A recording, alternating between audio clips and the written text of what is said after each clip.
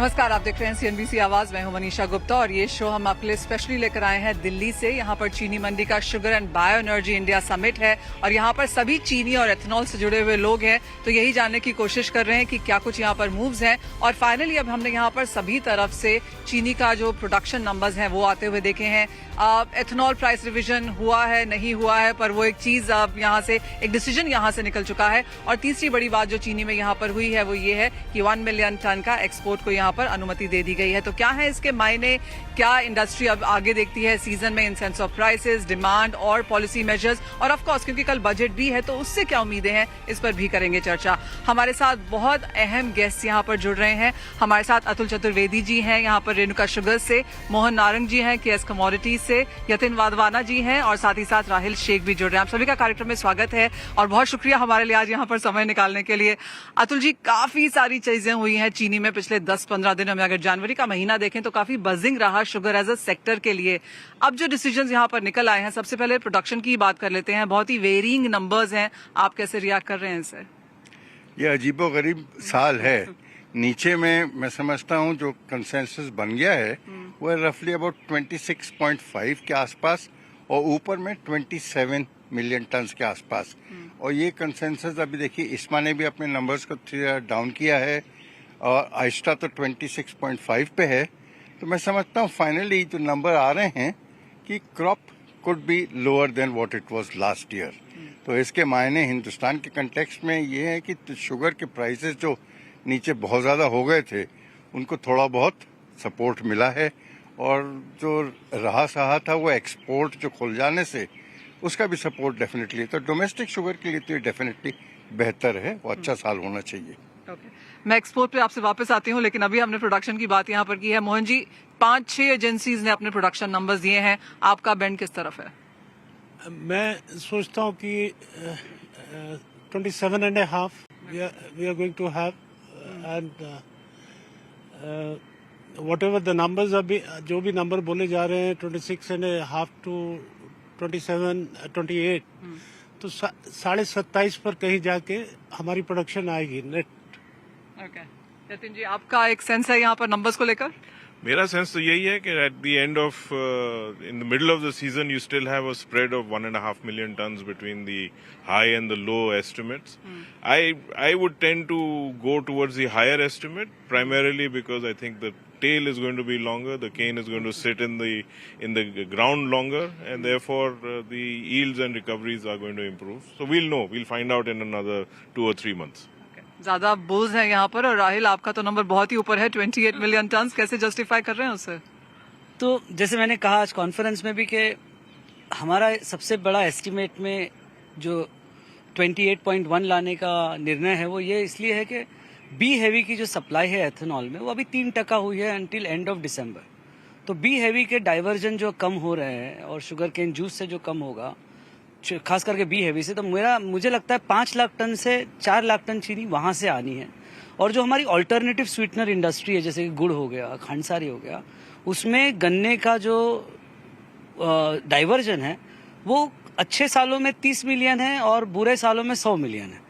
तो वो जो डेल्टा है 70 मिलियन का, उसमें से अगर इंडस्ट्री आज इतना बेहतरीन पैसा दे सके किसान को और 5-6-7 लाख टन नहीं ला सके और जल्दी बंद हो जाए, तो मुझे लगता है ये थोड़ा सा मुझे ये डाइजेस्टेबल नहीं है। मुझे लगता है कि कहीं ना कहीं यूपी 3-4 लाख टन और खींच लेगा फ्रॉम द खांडसारी एंड गुड़, और महाराष्ट्र में टेल लंबी चलेगी और ये 4-5 लाख टन बी हैवी से आएगा। तो 27.5 का अगर रेंज सबका बनता है या 27 का, तो मुझे जो ये मिलियन टन है ये हमारा रैशनल है जो मेयर मैरेक्स अपने रिसर्च से लेकर। ऑलराइट, तो क्लियरली वो यहाँ पर प्रोडक्शन नंबर्स हैं।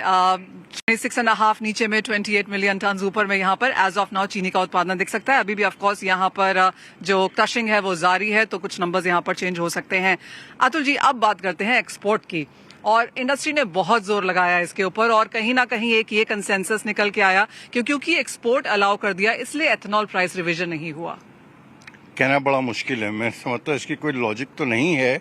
और एक्सपोर्ट हम लोगों के हिसाब से जो टॉप मोस्ट प्रायोरिटी थी वो थी एथेनॉल का प्राइस इंक्रीज, वो नहीं हुआ।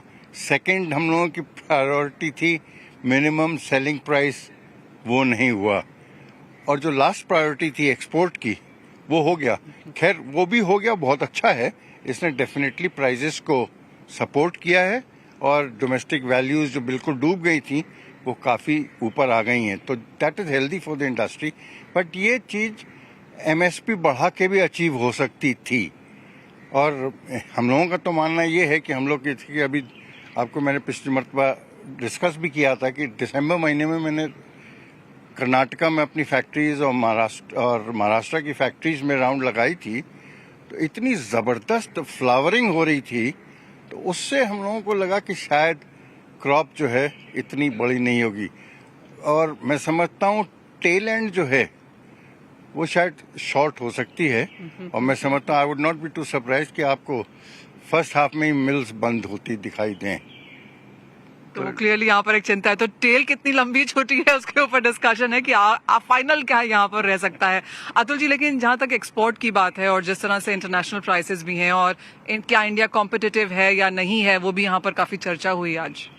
नहीं, इंडिया डेफिनेटली कम्पिटिटिव है, प्रोवाइडेड जो एलोकेशंस जो बिक रहे हैं अगर आप उसको इंक्लूड कर लें तो शायद जो प्रीमियम पे जो एलोकेशन बिक रहे हैं तो हो सकता है शायद इंडिया अनकम्पिटिटिव हो। तो मैं समझता हूँ लोगों को जरूरत से ज़्यादा एक्साइटमेंट है, और जो एलोकेशन जो ट्रेड हो रहे हैं शायद वो डिफिकल्ट करेंगे एक्सपोर्ट होने को। और इंटरनेशनल मार्केट जैसे इन्वर्स में है, आज मार्च तो समझो प्रीमियम पे है, और उसके बाद मई जो है वो काफ़ी नीचे है। तो मैं समझता हूँ मई के सामने बिकना मुश्किल रहेगा, मार्च में जो निकल जाए वो ठीक है। सो इट कुड बी मतलब सोचने वाली चीज़ है, कितना फिजिकली निकल जाएगा हिंदुस्तान में ये हम लोग को वॉच करना पड़ेगा। यानी कि एक्सपोर्ट अलाउ होना एक चीज है, लेकिन कितना हम एक्सपोर्ट कर पाएंगे वो एक और चीज है यहाँ पर, और कब तक कर पाएंगे वो भी यहाँ पर देखना होगा। मोहन जी, एक्सपोर्ट के बाद हमने प्राइसेस में एकदम यहाँ पर एक उछाल आता हुआ देखा, क्या बाजार अब स्टेबल है? आप एक्सपोर्ट की बात कर रहे हैं। एक्सपोर्ट में देखिए, इंडिया से मेरे हिसाब से इंडिया का एक्सपोर्ट रुकेगा नहीं, और अगले 3-4 महीने और मैक्सिमम 5 महीने में इंडिया का एक्सपोर्ट खत्म हो जाएगा। और मेरे हिसाब से अब तक 1 लाख से 1.5 लाख टन के सौदे हो चुके हैं डेस्टिनेशंस में, और ऐसा नहीं कि इंक्वायरीज नहीं आ रही हैं, इंक्वायरीज आ रही हैं। वो ठीक है, हम आज बोलते हैं कि लंदन नीचे है तो बोलते हैं कि आप लंदन से बहुत ऊपर कोट कर रहे हो।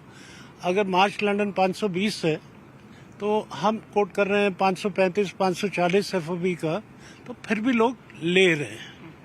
But I put a figure कि 530 एफओबी में इजीली सेलेबल है इंडिया से, विच ट्रांसलेट्स इनटू 41,000 एक्समिल। अगर हम 42,000 इंक्लूडिंग प्रॉफिट ऑफ एक्सपोर्टर, अगर हम 42 या 43 की बात करें तो आज के दिन में थोड़ा मुश्किल होगा, पर एज वी गो फर्दर वो बिकेगा, क्योंकि हमारी मार्केट्स कोई दूर की मार्केट्स नहीं है। हमारी मार्केट जो कंज्यूमिंग मार्केट्स है वो रीजनल हमारे नेबरहुड में है और ईस्ट अफ्रीका है, और वो लेंगे क्योंकि उनको ब्राजील से आने में बहुत टाइम लगेगा, क्योंकि ब्राजील की प्रोडक्शन अप्रैल में आएगी और वहां से शिपमेंट होगी तो जून जुलाई में आएंगी, तो उससे अच्छा वो प्रेफर करेंगे कि इंडिया से माल मिल जाए।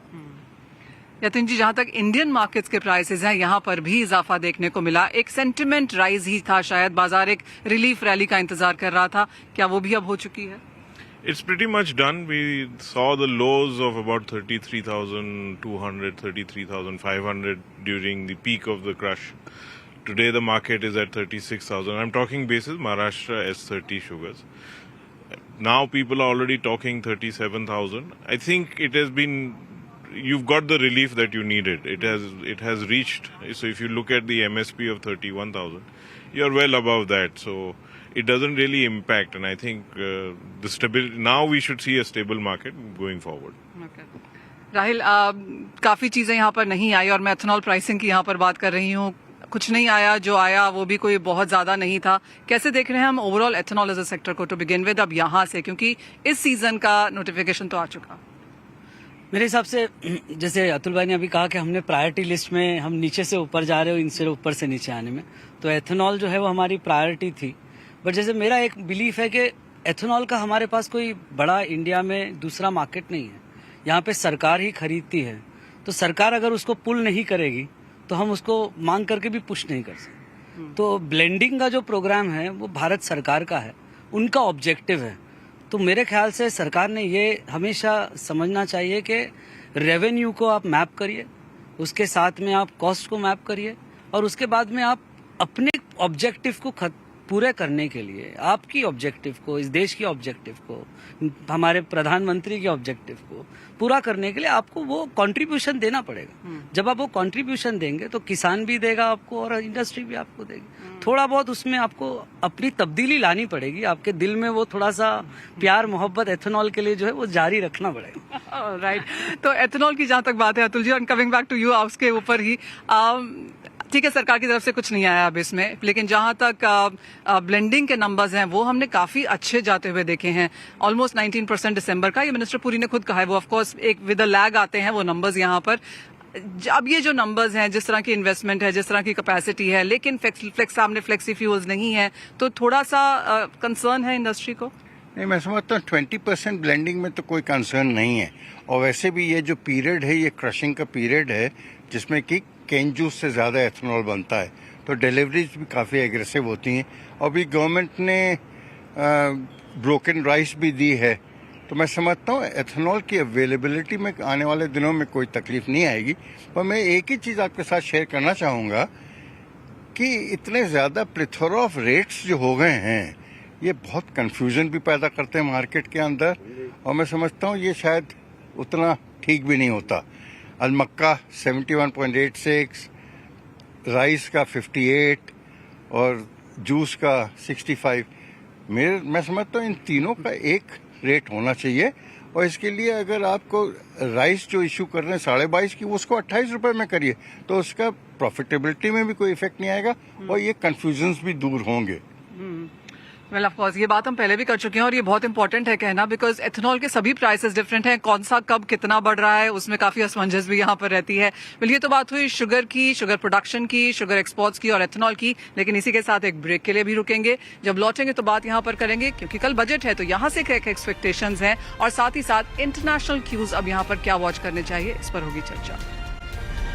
नमस्कार, आप जुड़े हैं हमारे साथ सीएनबीसी आवाज पर, जहां पर हम ये खास चर्चा कर रहे हैं चीनी और एथेनॉल को लेकर। वेल हमने प्रोडक्शन की बात करी, एक्सपोर्ट्स की बात करी, अब बात करते हैं कंजम्पशन की, क्योंकि बहुत सारे नए फैड्स यहां पर चले हैं और लोगों ने शायद चीनी खाना बंद किया है, कम किया है। हमारे साथ अभी इसी पर बात करने के लिए हमारे एक्सपर्ट्स भी हैं।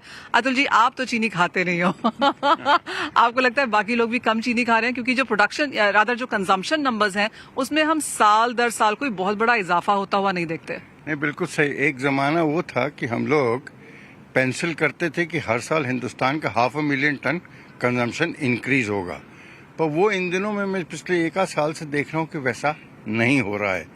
बट जो नॉर्मल इंक्रीज है कि आज इंडिया की ग्रोथ भी ऑलमोस्ट 1% के आसपास हो गई है, पॉपुलेशन ग्रोथ, तो अगर 1% के आसपास की ग्रोथ है विच इज़ नॉर्मल ग्रोथ, जो एक्सपोनेंशियल ग्रोथ हो रही थी वो नहीं होगी। लास्ट ईयर के नंबर्स को मैं एक एबरेशन मानता हूं, क्योंकि लास्ट ईयर हिंदुस्तान और बांग्लादेश के बीच में आर्बिट्राज बहुत ज़्यादा था और ऑब्वियसली बांग्लादेश में करेंसी की प्रॉब्लम्स थी, तो हिंदुस्तान से बॉर्डर ट्रेड या बॉर्डर स्मगलिंग या बॉर्डर मूवमेंट वो काफ़ी ज़्यादा एग्रेसिवली हो रहा था, जिसके चलते कि आर एस्टिमेट इज कि 7 से 8 लाख टन माल वहाँ निकल गया था।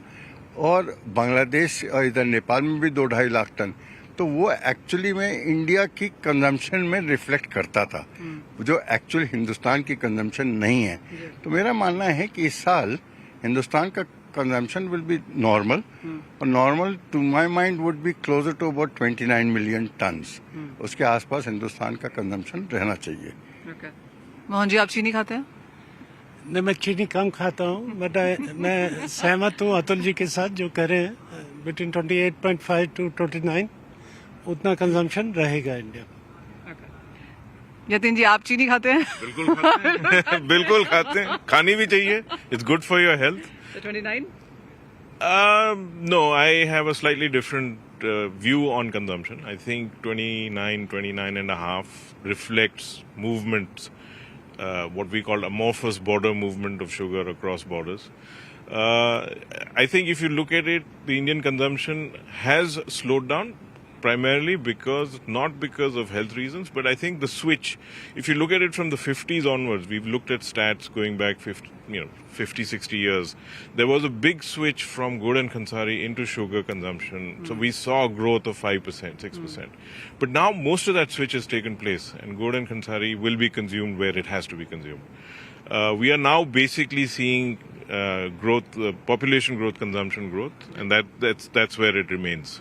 So, if you take 28 million or 29 million, you add your population growth, that is where your consumption growth would be. There is a certain amount of sugar that's, you've got the diabetics and all these sugar issues, but I don't think that slowdown is really having a big impact. मेरा पूरा 20 kilo का योगदान है देश में, पूरा 20 सालाना पूरा गिन के खाता हूँ, और अगर कम हुआ तो 25 दिसंबर को पूरा फिनिश कर देता तो जस्ट मेरा व्यू, आपने देखा है कि मैं I am high on consumption as well, तो 29.5 मेरा मानना है कंजम्पशन होगा। अतुल भाई इज डेड राइट कि हमने 1 मिलियन टन लास्ट ईयर हमारे पड़ोसी देशों में भेजा था। ये साल भी मुझे लगता है कि 0.5 मिलियन तो जाएगा, because that is a porous border, वहाँ जाना ही है, बिकॉज आर्बिट्राज उतना मिल ही जाता है। तो 29.5 का कंजम्पशन रहेगा, जिसमें 0.5 मिलियन बांग्लादेश नेपाल के बाउंड्रीज की तरफ कंज्यूम होगा। बट आई थिंक 29.5 का कंसेंसस है, और अगर बाजार बढ़ता है तो 0.5 मिलियन की पाइपलाइन बनने की उम्मीद है, बिकॉज स्टॉकिस्ट आते हैं जैसे बाजार बढ़ता है। तो घटते बाजार में कोई स्टॉकिंग नहीं करता, तो जहां पे भी हमारा प्रोडक्ट प्राइजेस 37-38 रुपए के करीब जाएगा, मुझे लगता है 0.5 मिलियन का पाइपलाइन स्टॉक बनेगा, जो कंजम्पशन नहीं है बट डिस्पैचेस में गिना जाएगा। Fair point.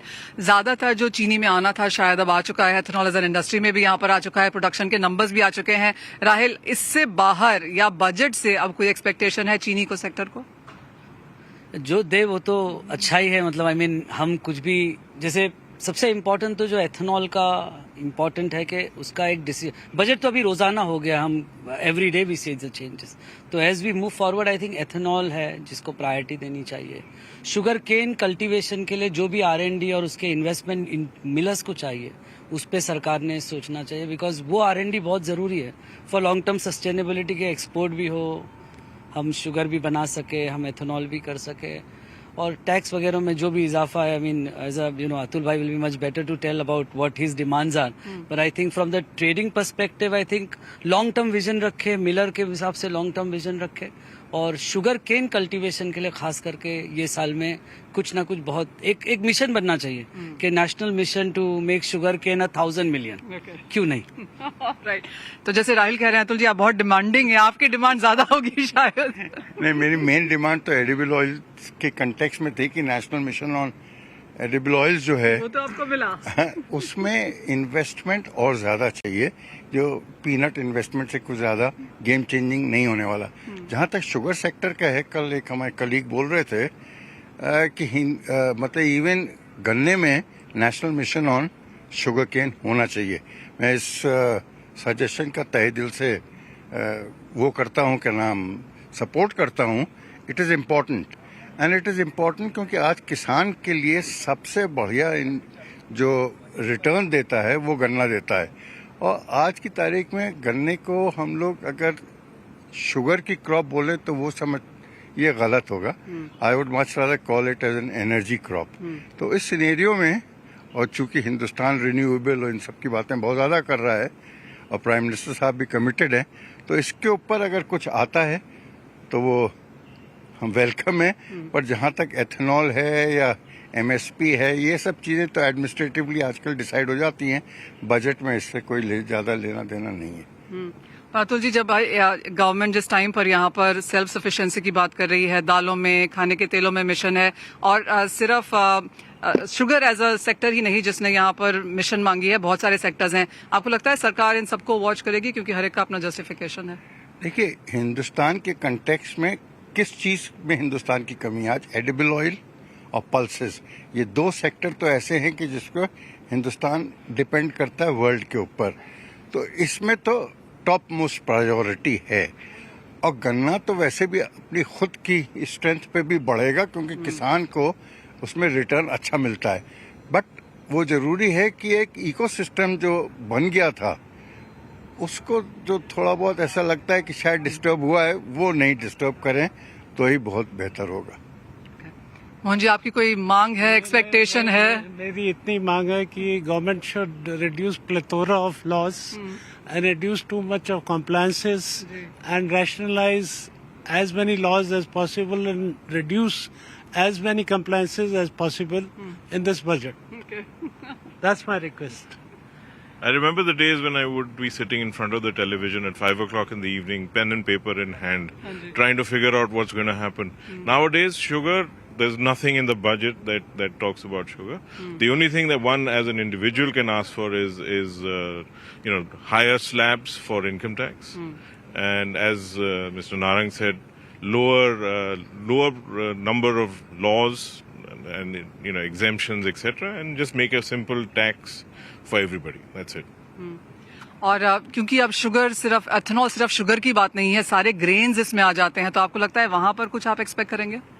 I don't think so. I think all commodity-related policies are now done at an administrative level. I don't think they wait for doing it once a year on budget. I think they are very awake to the situation that if there is a problem in any particular sector, they are more reactive. They come and give out whatever changes that are required. So I think the budget in that sense becomes irrelevant for the for any trading sector or sugar sector or agri sector. That in that context, that's my view.